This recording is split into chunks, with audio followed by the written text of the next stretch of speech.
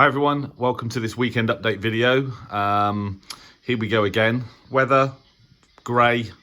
I was going to say horrible, but actually it's pretty mild today, so which is good, and it's not raining, so could be much worse. I'm going to start with this. This is a Malahit DSP wideband receiver, 50 kilohertz to 200 megahertz, and I didn't actually buy this. This was loaned to me by somebody who has been giving us signal reports on our weekend, on our Friday night skeds, using this device up north. When I say up north, I mean up north of the UK.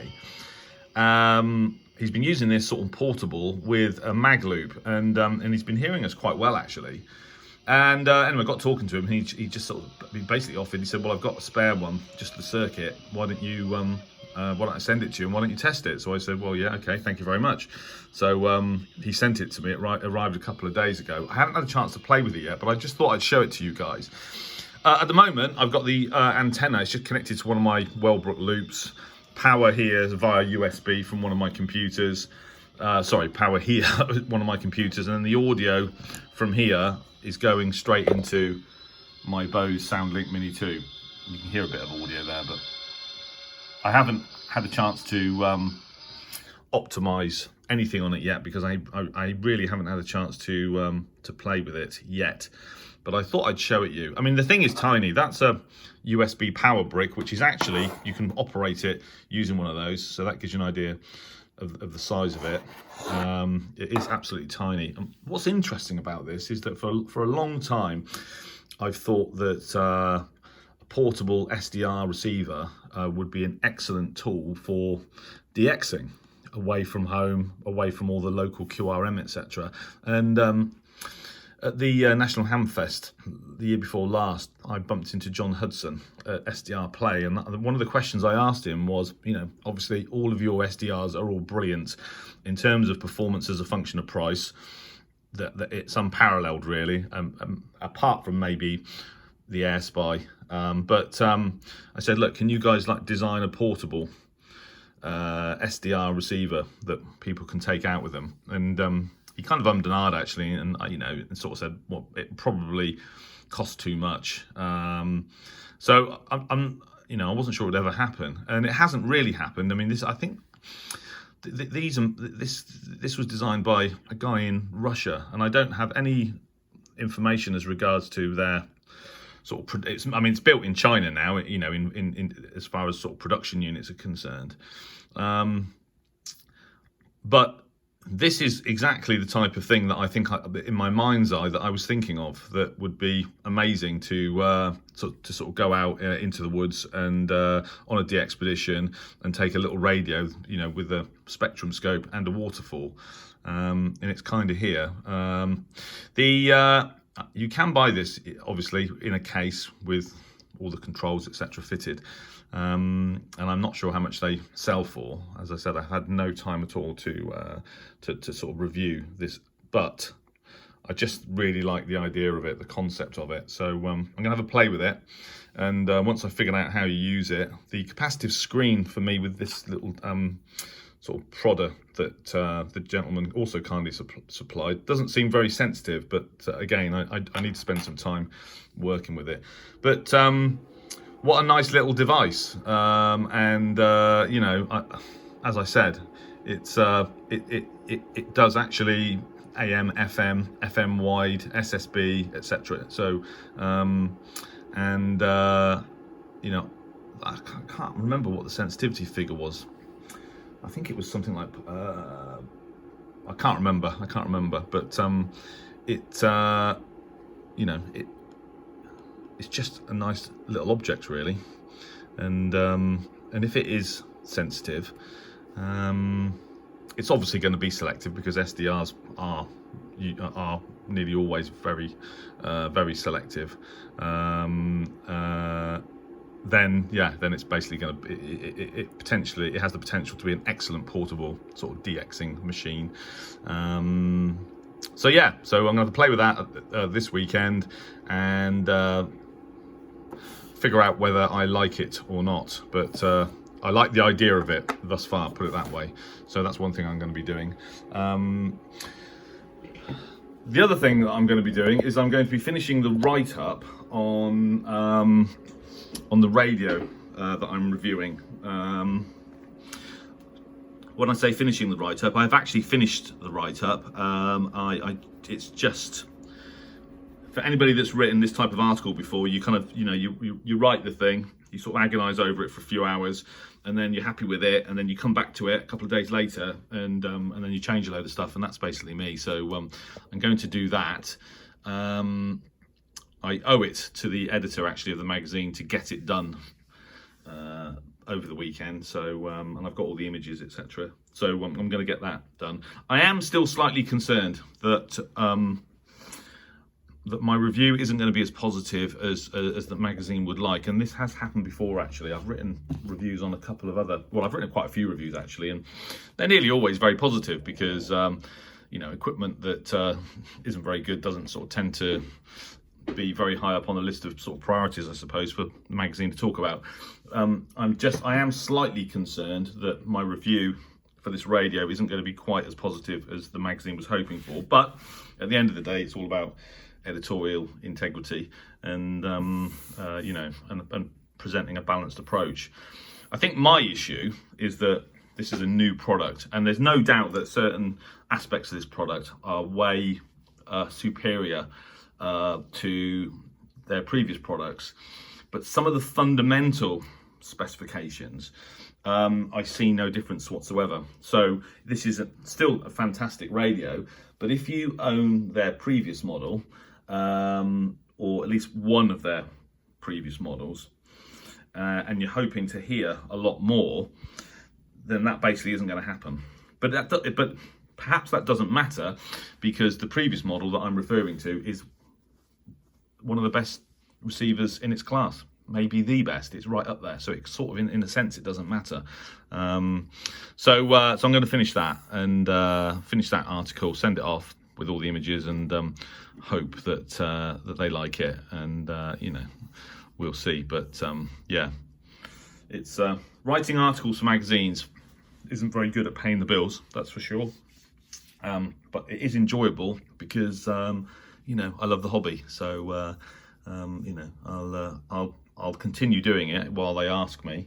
But it does, for the amount of time you spend doing it.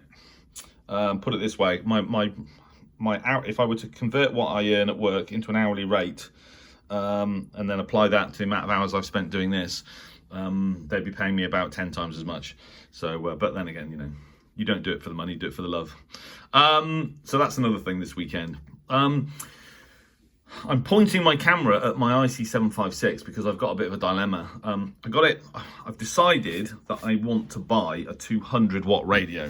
And the reason I want to do that is because, well, two reasons really. One is obviously, now that I have a full license, I have that privilege to use more power, obviously up to 400 watts. I have the BLA 350, ta-da, which I haven't used in anger yet. And the reason for that is because it keeps tripping, man. It keeps tripping on high SWR, and I'm not quite sure why that is yet. Some folks are blaming that, my MFJ 949E, although I think that's rated at 300 watts, so that shouldn't actually be a problem. But I know that my antennas are a little bit Heath Robinson, and particularly my lead runs all need pulling out and starting again, which I'm going to do, but I'm not going to do that until it warms up. So in the meantime, I think it's always useful to have a radio with a bit more power. And the radio that I don't use at all anymore is the 756. I've also got the 991, the Yaesu FT 991, but that radio is kind of set up to run FT8, and so it's kind of dedicated to FT8. I do also use it with SSB, but it is dedicated to FT8. And I know it seems, it seems, I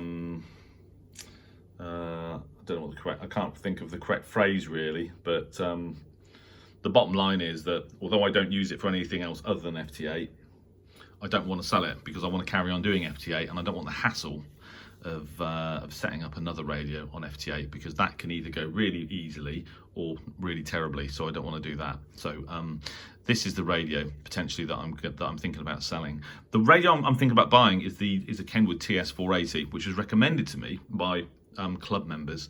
They go for actually 400 or 500 quid, which is possibly the value of this radio. Maybe this radio is worth slightly less than that, but this is mint condition.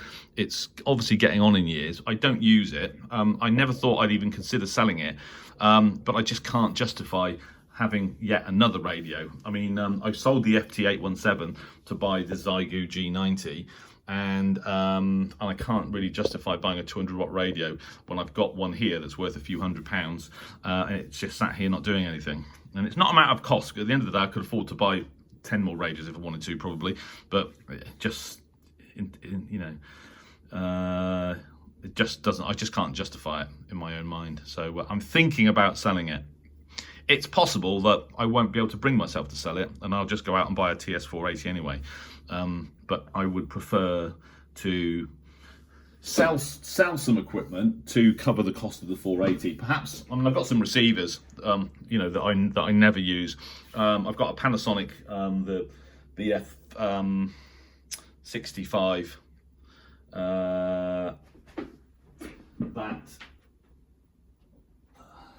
The RFB65, one of the best portables of all time, a flawed gem, but I never use it, and it's worth quite a lot of money. And I have used it. I've always wanted one. I've owned it for a few years. I've used it, not very much, and maybe it's time to pass that radio on, the RFB65, a legend. I've got an RFB40 as well that I don't use anymore, that isn't sought after in the same way, but a radio again that I never use, and I could probably go down the list. Obviously I'm going to things like the ICF 2001D I'm going to keep, and there's lots of radios I'm going to keep, but there's 2 or 3 receivers that I don't ever use that perhaps it would make sense. Just check out the audio on the. So you're not the only one there, John. Although I remember I've never actually tried to use Skype. Must admit, haven't. So yeah, just something I'm contemplating this weekend. I mean, when I look at all the equipment that I've got, and I've got actually more than this. To buy another radio. I do definitely want a 200 watt radio, because I just think it's going to be less hassle. And I'm not going to sit here using 200 watts all the time. I'm going to limit myself to 100. But when you do need a bit more power, obviously it's quite useful. It's not going to make a big difference in terms of how many S points I'm being received at the other end. One S point is 6 dB, so having that little bit of extra power might make the difference on a SCED or working DX.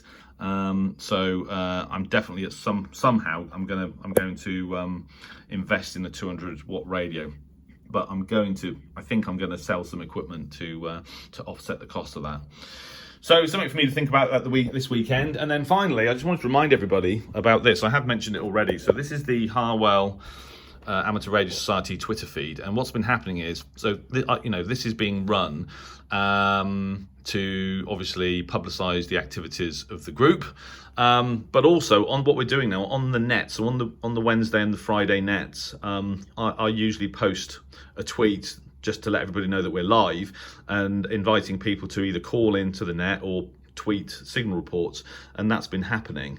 And there's a few people that are doing it actually, but I just thought that I would mention this on my weekend update video, because generally it gets watched by a few hundred people, and you don't need to be a ham with any shortwave listeners out there. If you can hear us, then post a tweet on our feed just to let us know what the signal strength is, and we'd be very pleased to read any reports from any shortwave listeners out there. So and hams, of course, if you want to call in. So just a reminder. So the Harwell Amateur Radio Club on Twitter is at G3PIA, at Golf 3 Papa India Alpha. That's our club call sign, and so that the Harwell Twitter feed. That's the account basically at G3PIA. So all reports and call-ins most welcome. That's it. Have a great weekend. Hope you managed to get in, listen to some radio. Hope the sun comes out, and I hope we come out of lockdown very soon. And everybody out there, thanks for watching. Be safe, and I'll talk to you soon via the comments on the channel. Thanks again. 7-3.